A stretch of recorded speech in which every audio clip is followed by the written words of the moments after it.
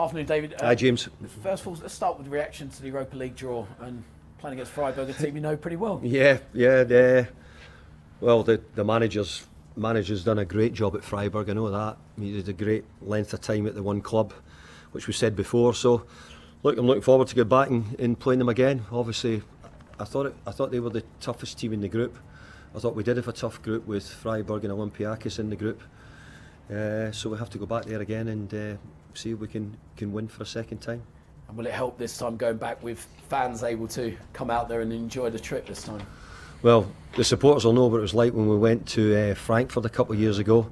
I don't know if I could put it right at that level, but certainly the atmosphere inside the stadium at Freiburg was fantastic, and it'll be good that we can get our own supporters there as well. There's some big names in the Europa League draw. Does it make it any easier knowing that you've played them recently and obviously beaten them twice recently too? No, I don't think it makes it any easier. I actually think that the group was very tight. The games were close. I don't see any real big difference. Obviously, there's some huge teams, and I think I said top of the German league in this competition, top of the English Premier League at the moment in this competition. So you're trying to avoid those teams as much as you can. But look, it's a tough game, whatever it is. It's a knockout stages now, 2 legs. They've just beaten Lens, who were in the group with Arsenal, I think, in the Champions League. So it gives you an idea that Freiburg are a good team. Having that now confirmed who you're playing in the Europa League, is that potentially handy now to reignite the season and the campaign? Certainly since what's happened since the turn of the year. Well, the good thing about it is we've always known that we've got European football after Christmas. It's the 3rd year in a row that we've done it. So we're really pleased to have it. Look, once you get this far, you're just hoping that you can try and get through the next round and see what the next one brings up. We've had a brilliant few years in Europe, so we'll enjoy this one as well. Right, let's go back onto domestic levels. You've had, it's going to be 9 days, isn't it, between these 2 games. For you, has that been a positive to have the time on the training ground with the players, or would you prefer a busy period like you've had certainly over the last couple of years with the Thursday, Sunday fixtures? Well, I hope it keeps busy coming near the end of the season, because that'll mean we'll probably get more European football. So that's what we're hoping for. But look, I think we all enjoy the chance that we can get a little bit of break. We can train well and prepare for the games. So ideally, it's been a good period we've had. Hopefully the players are ready and fresh to go for the next game. After the game on Saturday, you said that everybody's hurting right now. Have you been able to pinpoint what's been the cause of the change of form since the turn of the year? Look, it's an easy thing to say, but I think we've missed some really senior players. The AFCON has certainly not helped us, with players being away at AFCON for the month of January. We picked up a few injuries to really important players. So if you look at how many changes we had to make in the early part of January to where we are now, so it's good. We're on the verge. Lucas Paquetá is back in training, very close to returning, and hopefully that'll give us a huge boost. How close is he? Is he in contention for Monday night? He's certainly in contention, but I'll need to find out exactly where he is. But overall, we're so pleased that we've got him back in. It's been a while. We've just had Mick back last week for the first time, and as I said, Mo was out as well. He was away in the African nations, so it's good that we're beginning to get them all back together. Any other concerns going into Monday? A couple of bits and bobs, but nothing desperate at the moment.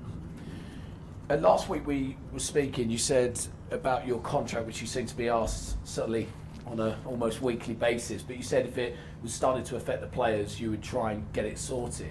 Have you had conversations with the owners about that? Because if we're linking the two, you could see that results are starting to be hampered, and could it be affecting the players? Well, first of all, I don't think the contract's affecting the players, but I'll answer your question. Yeah, I've had really good conversations with the owners, with David and Karen Brady, and look, there's a contract there for me. I'm the one who's at the moment deciding that I want to wait. I want to wait to the end of the season. I want to make sure that everything's correct, and that first and foremost that we concentrate in this season, do the job. But no, I've really enjoyed my 4 years here, and one way or the other I'll make sure I see my contract out. Is there a reason why you want to wait so long to maybe the end of the season? Yeah, plenty of reasons. Got to make sure that I think it's the right thing for the club. Got to make sure it's the right thing for me and my family. And at the moment, I've spoken to the board. I got on really well with them. As I said, I've had a fabulous 4 years, and you think we're just talking about Europe there, and we're talking about how you get to Europe in the first place is be successful in the league. So no, we'll sort it out, but I'm happy for it to wait. And final one from me, on Monday nights, in front of the home fans, London Stadium, evening kick-off, we've seen the noise, we've heard the noise, we've seen the banners put up by the fans, but what do you want to see from the fans on Monday night? It's what I want to see from the players, the performance from the players. It's always the one that ignites the supporters.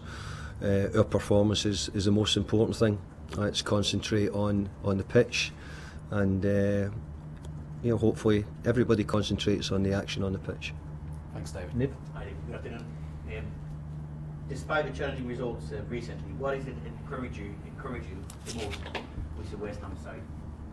The players, the group of players we've got, how well they've done over seasons, how well they've continued to come from behind at different times. But in the main, they've been excellent. The players have been so good, and I don't know any group of players at any club who don't go through periods where they don't quite hit their top form.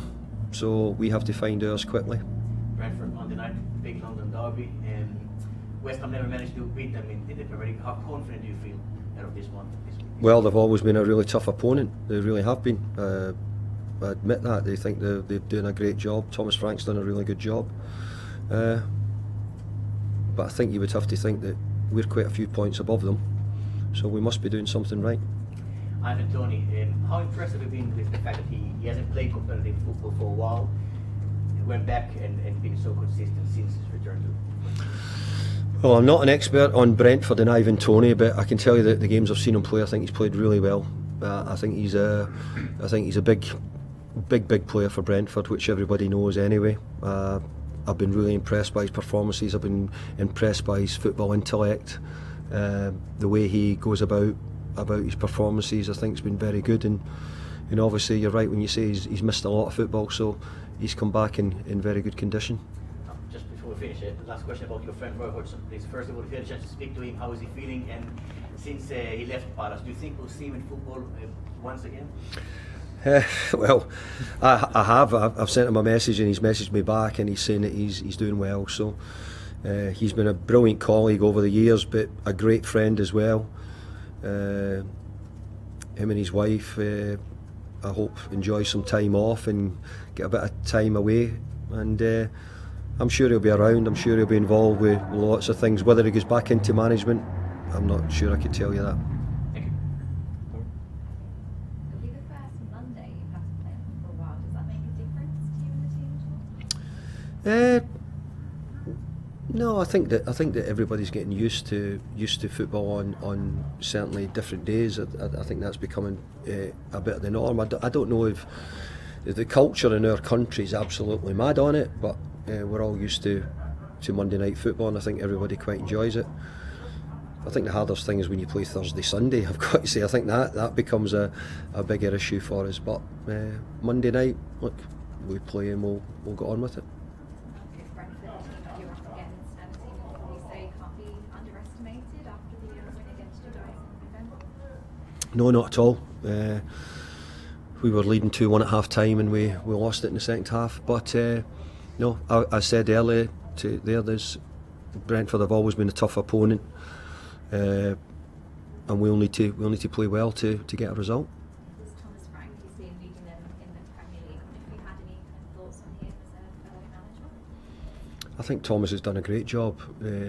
I think he's at a club which suits him, and it allows them to do a lot of things, and they've also got their own framework of how they want things to be done. Thomas works within that very, very well.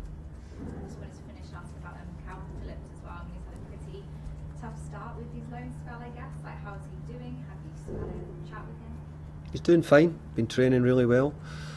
I think the sending off was really, really close to being harsh, and I think generally when you look close there's probably no contact. And as I said, I thought the crowd at Nottingham played an incredible part in how they got behind their team and how they pushed the referee into quite a few decisions as well.